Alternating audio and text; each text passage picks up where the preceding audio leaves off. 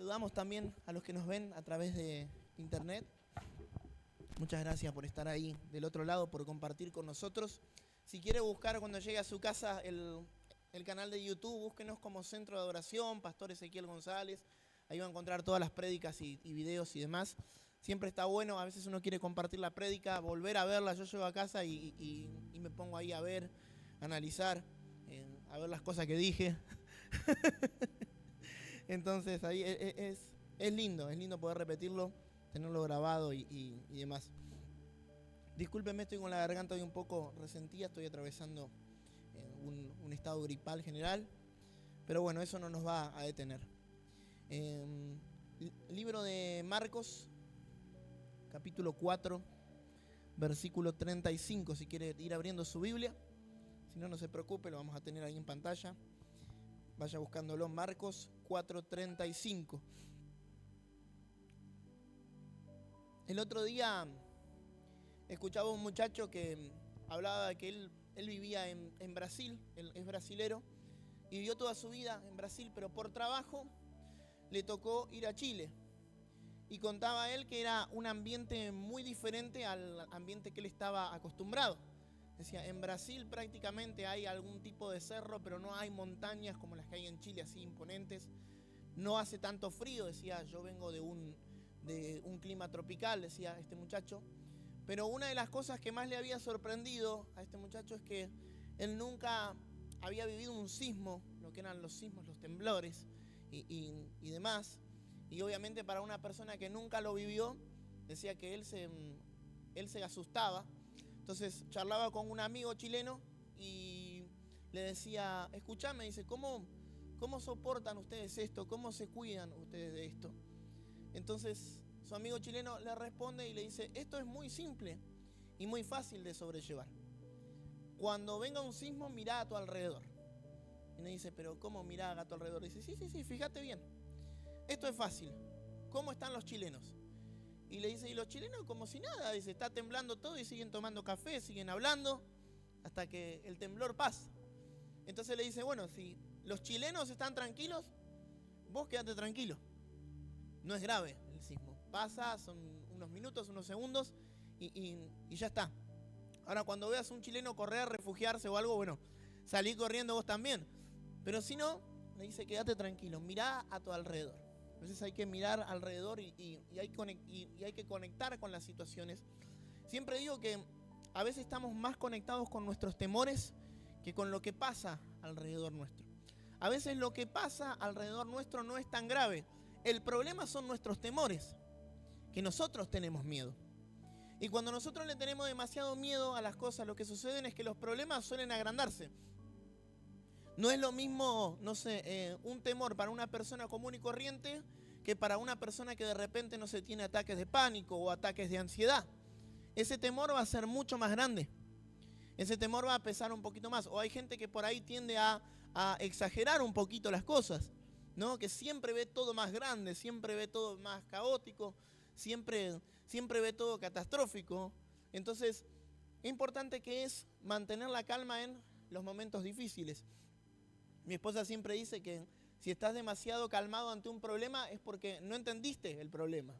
Pero a veces no es que no lo entendemos, a veces es que simplemente tomamos la decisión de mantener la calma en momentos difíciles. A mí me ha tocado, por mi trabajo, estar en situaciones muy complicadas, a veces quizás entre la vida y la muerte. Y yo he visto trabajar médicos, he visto trabajar policías y demás en situaciones y es impresionante la templanza que tienen para poder resolver una situación. ¿Por qué? Porque si ellos están mal es lo que transmiten y pueden hacer mal las cosas. Entonces lo que hacen es mirar a su alrededor, analizar la situación y tomar una decisión. La Biblia dice que el Señor nos va a dar una paz que sobrepasa todo entendimiento, y esa paz no es ausencia de problemas. Esa paz no es de que todo esté bien, sino que aprendamos a mantener la calma en medio de las tormentas, en medio de los momentos difíciles. De hecho, también se dice, bueno, a mí me ha tocado también en varias oportunidades viajar en avión por cuestiones laborales y hay algo que siempre se dice, porque a veces está la turbulencia, el avión se mueve un poquito, a veces está lo que se llaman pozos de aire, que el avión viene andando y de repente encuentra como un pozo de aire y se cae de golpe, ¿no? No es que se cae totalmente, pero es como que baja un poquito y hace un sacudón y hay gente que se asusta por eso. Pero uno suele decir por lo general, mirá la tripulación. Si uno ve que las azafatas están calmadas, que las personas que sirven ahí están calmadas, uno aprende a estar calmado también, ¿no? Ahora, si uno ve al piloto que está pidiendo que se ajusten el cinturón, que tengan cuidado, que esto, que el otro, y la tripulación corre de acá para allá, es porque algo realmente está pasando. Pero siempre digo que a veces hay que conectar, ¿verdad? Hay que conectar con nuestro alrededor, mirar el ambiente. Yo siempre digo de que si uno viene a la iglesia y de repente se sienta y no siente nada, y no pasa nada, es porque no estás conectando con el ambiente. Porque la presencia de Dios en este lugar se está moviendo, se está manifestando, hay cosas que están ocurriendo. Pero cuando no podemos conectar, tenemos que mirar para adentro y decir, ¿por qué no estoy sintiendo lo que pasa? ¿Por qué no estoy conectándome con lo que me pasa? Este es un tiempo para que vos y yo podamos conectarnos con nuestro entorno, poder conectarnos con el Señor en todas las áreas de nuestra vida. Quiero que leamos una historia que me gusta mucho, en el libro de Marcos capítulo 4, versículo 35. Marcos 4:35. Dice, aquel día cuando llegó la noche les dijo, pasemos al otro lado. Y despidiendo a la multitud, le tomaron como estaba en la barca y había también con él otras barcas. Pero se levantó una gran tempestad de viento y echaba las olas en la barca, de tal manera que ya se anegaba. Y estaba en la popa durmiendo sobre un cabezal y le despertaron y le dijeron, maestro, ¿no tienes cuidado que perecemos? Y levantándose, reprendió al viento y dijo al mar, calla, enmudece, y cesó el viento, y se hizo grande bonanza. Y les dijo, ¿por qué estáis así amedrentados? ¿Cómo no tenéis fe? Entonces temieron con gran temor y se decían el uno al otro, ¿quién es este? Que aún el viento y el mar le obedecen. Hasta ahí quiero que podamos leer, amén. Damos un aplauso a la palabra del Señor.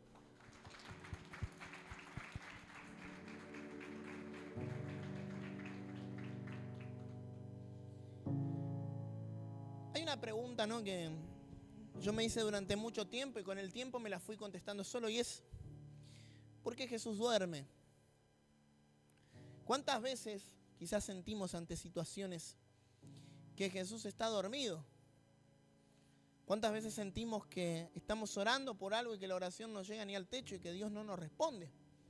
Y uno quizás está clamando, intercediendo con todas sus fuerzas, creyendo, pero de alguna manera la respuesta a nuestra vida no llega. Yo he estado en esos momentos. No está mal decir que sentimos a Dios ausente. Ojo, que nosotros sintamos a Dios ausente no significa que Dios esté ausente. Dios siempre está. El problema es que nosotros muchas veces no lo sentimos. Es increíble cómo comparamos a Dios con los sentimientos y las emociones, ¿no? Cuando yo siento, estuvo la presencia de Dios. Y cuando no siento, no estuvo la presencia de Dios. Y Dios no es tan limitado como nuestros sentimientos. A veces vamos a sentir y a veces no sentimos, pero el hecho de no sentir no es ausencia del Señor. El hecho de no sentir no significa que Dios no esté. En casa hay siempre ruido. Con mis hijos, con los chicos, mi esposa está por ahí estudiando y está tocando el piano. Entonces hay siempre ruido y yo reniego mucho porque yo tengo un trabajo donde tengo que estar muy concentrado, sentado en la computadora pensando. Entonces yo como que tengo una atención muy volátil. Pero el otro día estaban los chicos en la escuela haciendo sus actividades y nos quedamos solos con mi esposa. Yo estaba trabajando en la habitación y ella estaba en la cocina, pero no se puso a tocar el piano ni nada.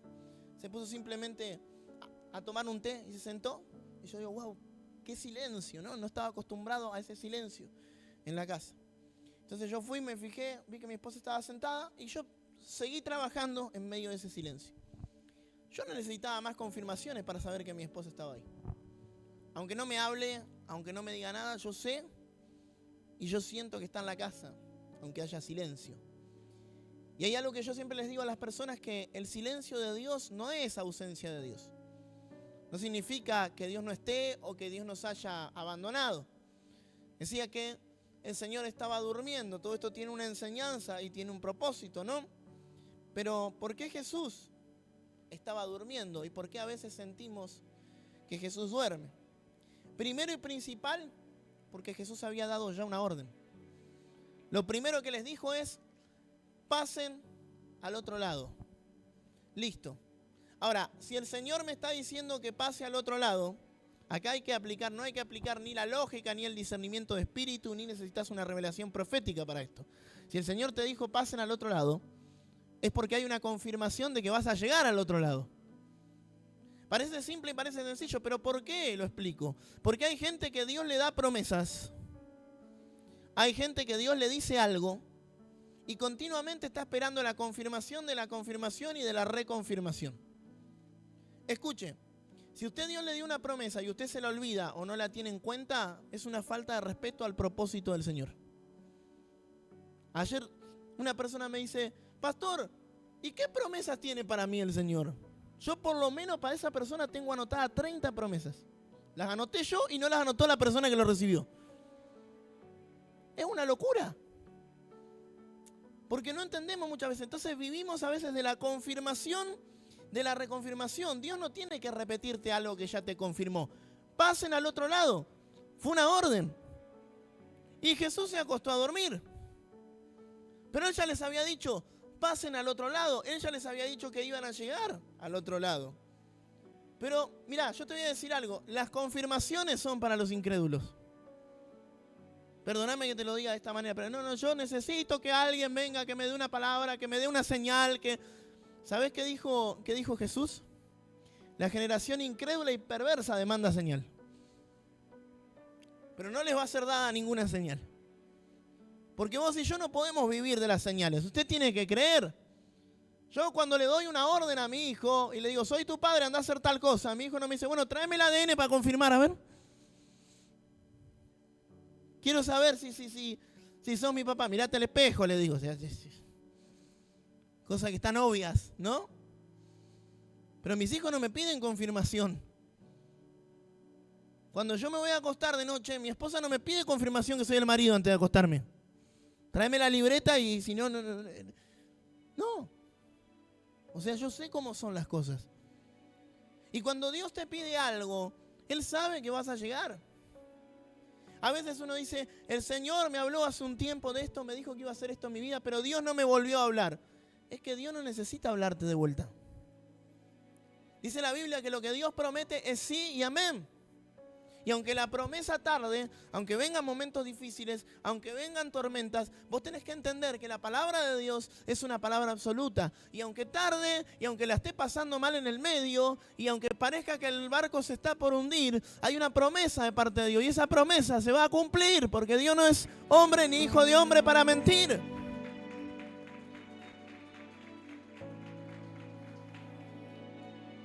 No hay voluntad humana que pueda en contra de las promesas de Dios. Ay, no, pastor, yo quiero, pero mi esposa no quiere. Pero mi marido no quiere. Pero la gente que está alrededor mío me hace la contra. Pero el diablo no quiere, no, pero están trabajando los zumbandas, están trabajando los demonios, están trabajando. ¿Qué importa? El Señor dijo: pasen al otro lado. Fue una orden directa. Y cuando Dios te da una orden, Dios no te va a volver a hablar. Entonces, una de las razones por las que Jesús duerme a veces es porque ya te dijo qué hacer. Hay gente que quiere que estén supervisándolos todo el tiempo, que no funcionan sin supervisión. ¿Por qué tenemos que estar encima de las personas? ¿Por qué las personas requieren? Es más, a veces la gente cree que el trabajo pastoral es una persecución más que un trabajo pastoral. Hay gente que quiere que los persigan, que le estén encima todo el tiempo, ¿no? ¿No te reveló, Señor, el pastor, lo que hablamos hoy en la mesa? ¿No te dijo qué tenemos que hacer? ¿No te dijo esto, el otro? Ah, pastor, hice tal cosa y no me retaste. ¿Pero por qué te tengo que retar si vos sabés que está mal lo que hiciste? Pero hay gente que necesita la persecución. Pero el Señor los mandó y les dijo: crucen. Amén. Lo segundo es que cuando el Señor te manda a hacer algo es porque cree en vos. Si Dios está durmiendo, si vos sentís que Dios está durmiendo, que no te está hablando, es porque Él confía en tus capacidades. Delegar algo es tener la capacidad de decirme desentiendo. Obviamente, si Jesús estaba durmiendo, no manejaba la barca. Había otro encargado de llegar a destino y le encomendó esa tarea. Y Jesús no te va a encomendar nada que no puedas. Hay gente que dice, ay, Dios me prometió tal cosa, pero yo creo que no puedo, pero es un sueño demasiado grande para mí, pero no sé si voy a poder, pero no tengo la capacidad. Tranquilo, porque Dios sabe a quién le encomienda sus planes. Y dice la Biblia que no lo elegimos nosotros a Él, sino que Él nos eligió a nosotros. Si Dios te eligió para algo, esa promesa se va a cumplir. Si el Señor te eligió para un propósito, ese propósito se va a cumplir. Y Dios te va a perseguir. Y a veces las tormentas son para que te conectes con el propósito. Mira, uno se conecta con el propósito en medio de las tormentas y en medio de las crisis. Ahí es donde más buscamos al Señor, ¿verdad? Entonces cuando el Señor duerme es porque confía en tus capacidades.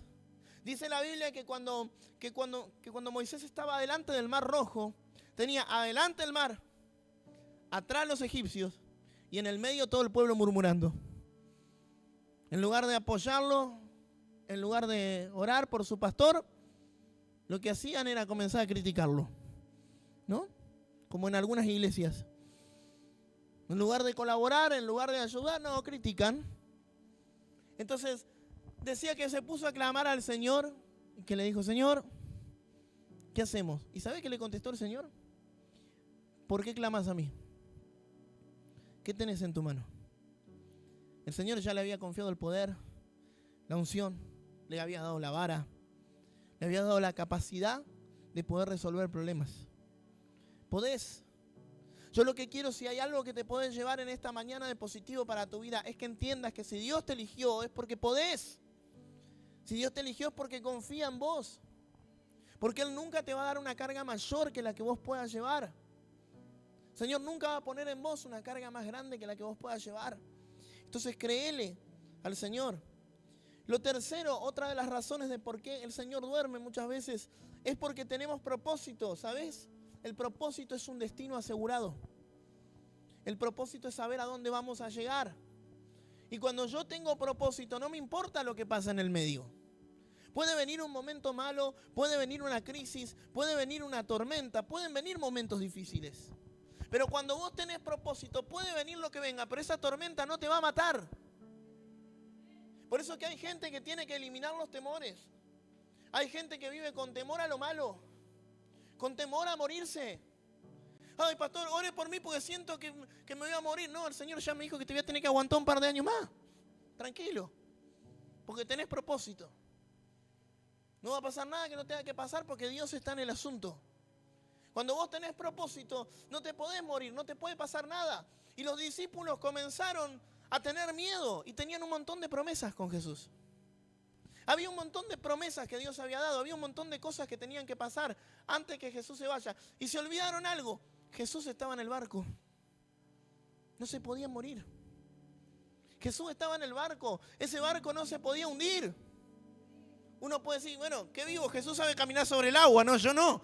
Pero no se podían morir. Jesús estaba con ellos en ese barco. Recuerdo hace unos años atrás, yo iba con un hermano, íbamos a predicar a una iglesia y tuvimos un accidente terrible. Venía manejando el hermano Rubén, que ya partió con el Señor, un gran amigo mío, un hombre de muchísima fe.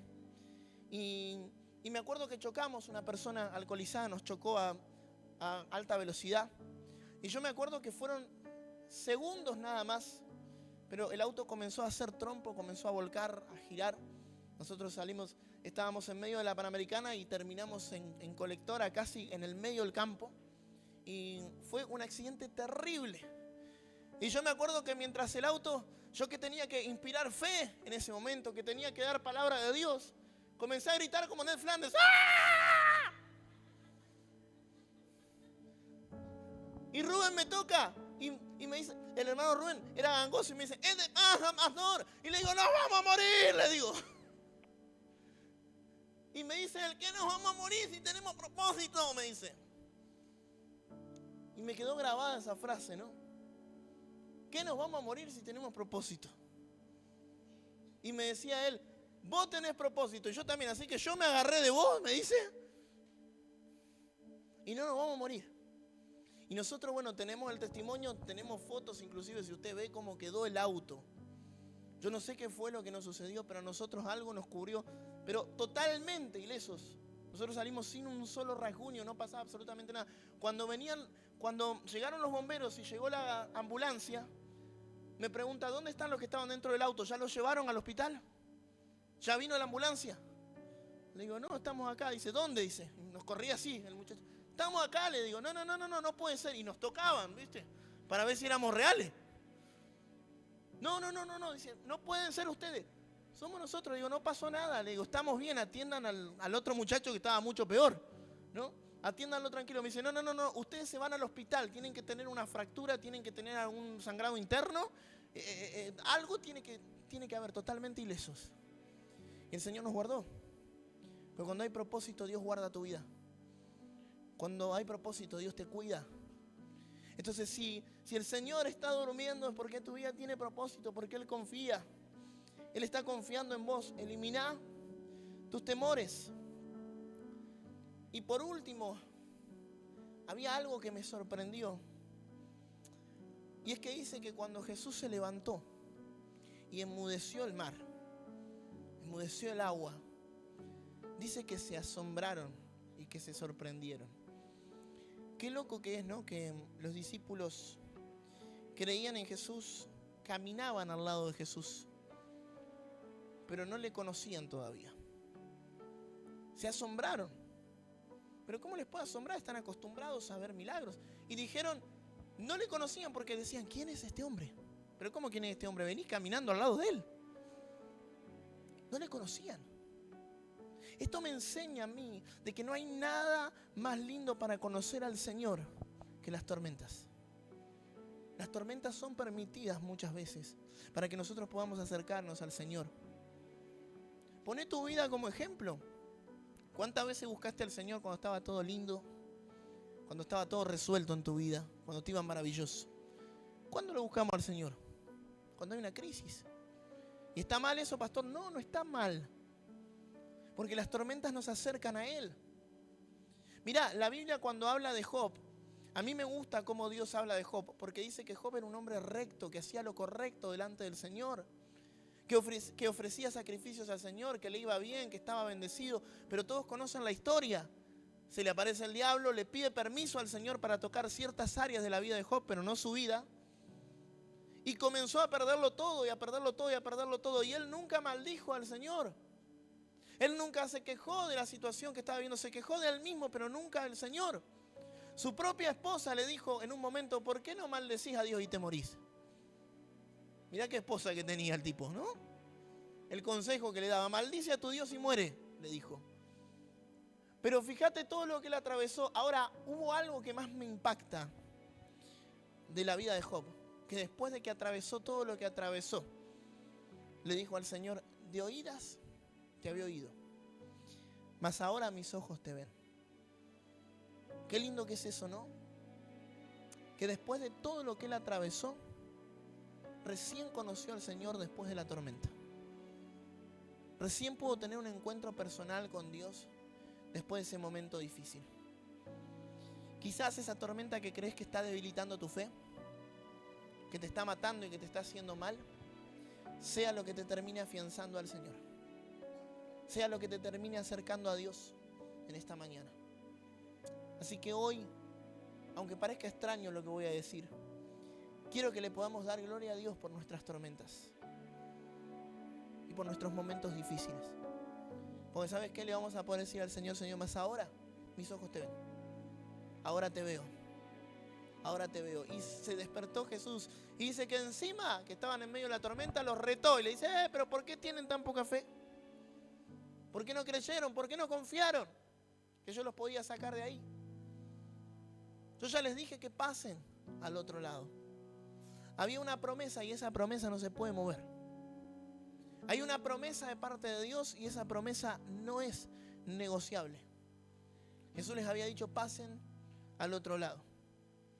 Y si la cosa se pone más fea, pastor, porque parece que la cosa se está complicando aún más, tranquilo, porque en el momento justo, antes de que el barco se hunda, el Maestro se va a despertar y va a intervenir en tu vida, en tu familia, en tu economía, en tus emociones, donde vos necesites. Tu fe va a despertar al Maestro y te va a decir: acá estoy, nunca te abandoné, siempre estuve con vos. Quiero que te pongas de pie por un momento.